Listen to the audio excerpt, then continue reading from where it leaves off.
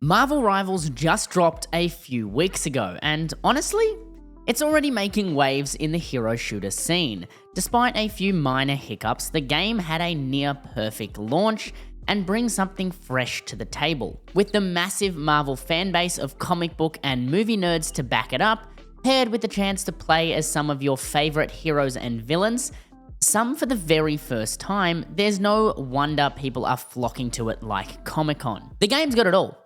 In-game tournaments, ranked matches, quick play, and even a training mode to help you get the hang of your characters.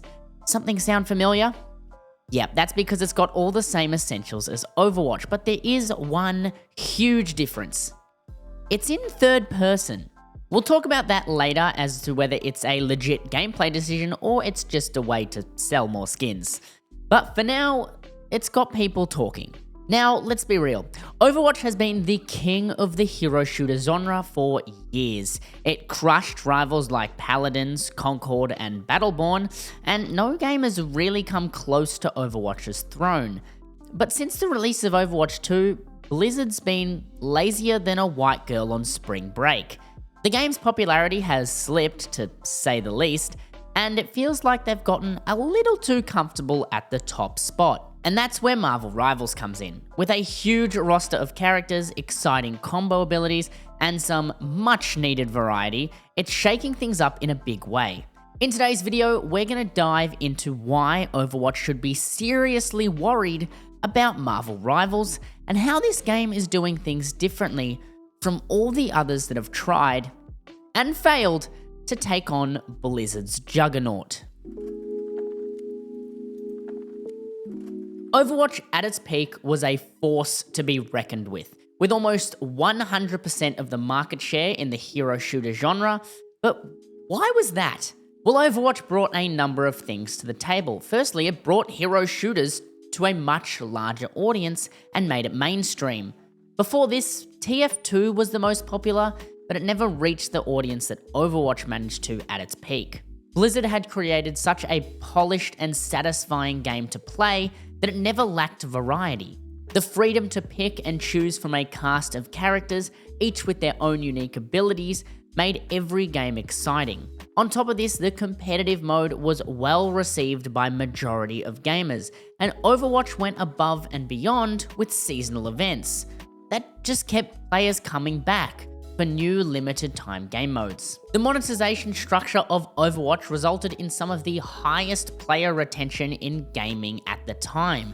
Each level you got a free loot box, which could contain skins, sprays, emblems, or coins. And those coins could be used to buy more skins, sprays, emblems, you get it. This means you didn't actually have to spend any money to get those skins that you wanted. You just had to play the game, which obviously wasn't the best money-making strategy, but players liked it. That was until Blizzard got greedy. Blizzard wanted to capitalize on Overwatch and make some more money from microtransactions. So with the release of Overwatch 2, everything fell apart.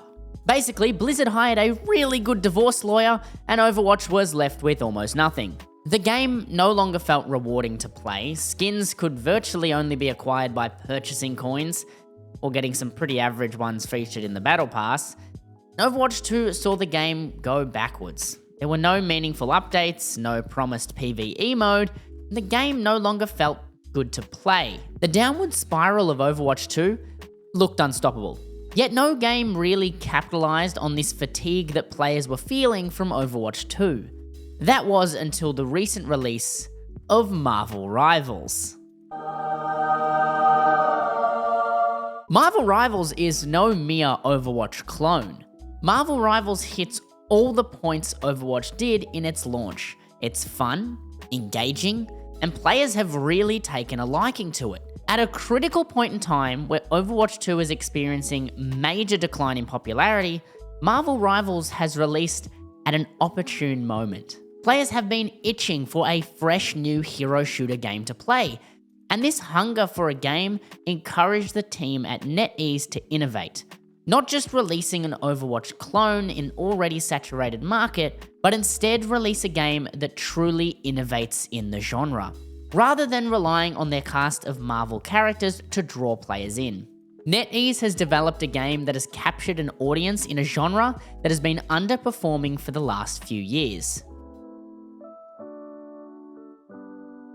It's no secret the hero shooter genre has been underperforming, and it has been going through a period with a severe lack of innovation. Even with Overwatch's slow decline, there was nothing really to challenge it. Well, Concord didn't do very well. Since the release of Marvel Rivals, Overwatch 2 reached an all-time low player count, while Marvel Rivals surged to 10 million unique players and almost 500,000 playing at one time. And that's just on Steam. Absolutely phenomenal numbers for NetEase and Marvel Rivals, which just proves that players aren't tired of this genre. They're just tired of the lack of innovation from the Overwatch team. So why was Marvel Rivals exactly what the genre needed? Well, first and foremost, Marvel Rivals has a formula built for success. It combines the already popular hero shooter genre and builds upon it, but it also brings that cast of familiar and lovable characters that audience have these pre-existing emotional connections to. Imagine the hype if Ant-Man gets announced as the next MCU character. Players would be over the moon to hear another iconic character from the MCU would be joining the game, whereas compared to Overwatch, when their new character Hazard was announced, the reaction from fans was much more subdued, largely due to the fact that Blizzard had to create a story around the character because fans had, well, absolutely no idea who Hazard was. I had to Google him, I couldn't actually remember his name for this video. Oopsie. This allows Rivals to not only create hype around new content and characters and maps, but to capitalize on those pre-existing connections gamers have to their favorite superheroes and villains. Now let's look at gameplay. How did they take the hero shooter foundation and build on it? Something Overwatch did so well back in 2016 to ensure that Rivals wasn't just another clone, but an upgrade worthy of a 2024 release. On top of all the standard hero shooter mechanics you expect, such as abilities, characters, classes like tank, DPS, and support, Rivals adds a few extra things on top. Rivals brings team up abilities, which not only is a fun way to team up with your friends, if you have any of course, but it can also influence team compositions as a whole. You can force that insta-lock Spider-Man to be a team player. This just adds an extra layer into fights, something players will need to look out for in team compositions and something players would benefit from considering before just picking their favorite hero. Marvel Rivals also expanded on the standard competitive mode that most hero shooters have. Rivals added tournament mode that allows you to compete in tournaments with a team of 6. And better yet, if you're like me and don't have 5 friends, you can find fellow introverts with a searching faction system thing. I don't really know what to call it. It's a looking for group, that's what it is. Now, because Marvel Rivals has 2 competitive modes, you'd assume the game is balanced around those competitive modes. But because of the diverse range of characters, the initial balancing seems to be more weighted towards casual play, which is fantastic to see since majority of players aren't professional esports sweats. And this keeps the game fun and increases player retention. That being said, we won't see a proper balance patch until after Christmas, so I'm not gonna get ahead of myself, but time will tell here. The current balance of Marvel Rivals works both for teams running strategically thanks to team up abilities, but at the same time, they aren't so powerful that they have to be used. It's just a nice bonus to some characters. And because of that balance, solo players can still have a chance to play the character they want without feeling like they're at a massive disadvantage. So, no friends, no problems. These major factors allow all kinds of players to enjoy Marvel Rivals, not just those hardcore gamers who have a 6 stack, but those who want to play solo, or even those who aren't massive gamers. And that's thanks to this cast of familiar and popular characters and balancing that just makes sense for casual play. So why should Overwatch be worried?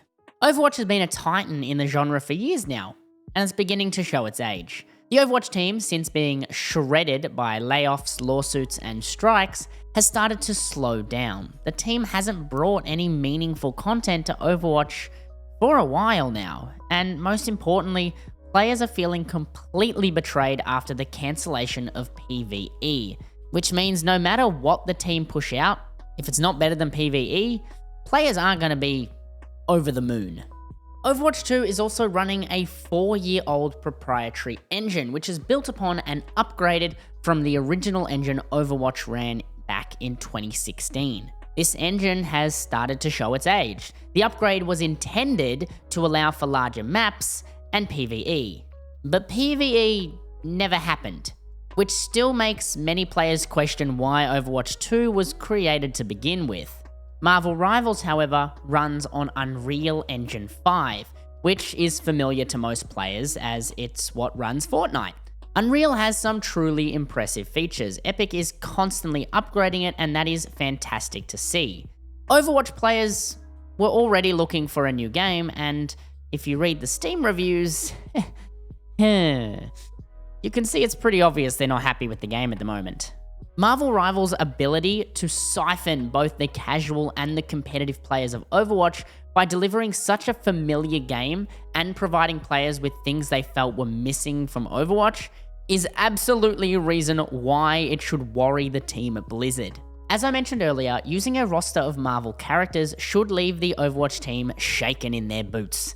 NetEase doesn't have to write a backstory or design new characters, their powers. NetEase really just has to design and balance the actual abilities of each character, but they've already got the foundations of a large roster of comic book characters on their side. Whereas Blizzard has to create these original characters, designs, abilities, and then of course actually make gamers care about them. Overwatch have tried to use pre-existing characters as skins to try and encourage gamers to come back, especially with the latest Avatar: The Last Airbender collab. But the issue is, most players aren't going to spend money on the skins, leaving players really little incentive to actually go and play Overwatch during these collab events. And the ones that are spending money are already playing the game. NetEase is also providing players with devlogs and detailed roadmaps of major updates, something Overwatch hasn't provided in years. NetEase has channeled their inner Jeff from the Overwatch team and have been extremely transparent with players, something Overwatch needs to fear, as they know firsthand that being transparent has worked for them in the past. On top of this, Overwatch just feels slower than Marvel Rivals to play. On average, the Marvel Rivals games seem to go a little faster, and now this could be down to player inexperience since the game is, well, new. But one gameplay change that feels better is that change to overtime. You can see the overtime timer slowly going down, rather than where Overwatch resets. This makes the game feel more urgent, rising the excitement in those closer games. And with these regular content updates, Overwatch needs to innovate and lay out a roadmap so players can look forward to what's coming. Currently, all the press surrounding Marvel Rivals and Overwatch is in one of 3 categories. Why Overwatch should be scared, like this video. Marvel Rivals, what we know about Season 1, or Marvel Rivals hits record player counts as Overwatch plummets. If this isn't the most obvious sign to start being transparent and truly start innovating Overwatch to push it forward, then Overwatch might as well start chatting up Concord. Overwatch has spent far too long at the top, and it's about time a game has come along and truly rivaled it. Competition like this is great for the gaming industry, as usually the gamers are the ones that come out on top. Either they'll be spoiled by the new game that's making strides in the genre, or both games will get better and innovate, creating a healthy competition. Marvel Rivals is in a dominant position, completely revitalizing the hero shooter genre. What do you think? Do you think Overwatch can recover, or will it eventually fall into irrelevance while Marvel Rivals completely takes gamers by storm, with its improved gameplay, less predatory monetization, and a cast of lovable characters? So, could Marvel Rivals be the game that finally dethrones Overwatch? A shout out to all the patrons that help support this content. Patrons do receive early access to videos and all the outtakes of me trying to voice over these.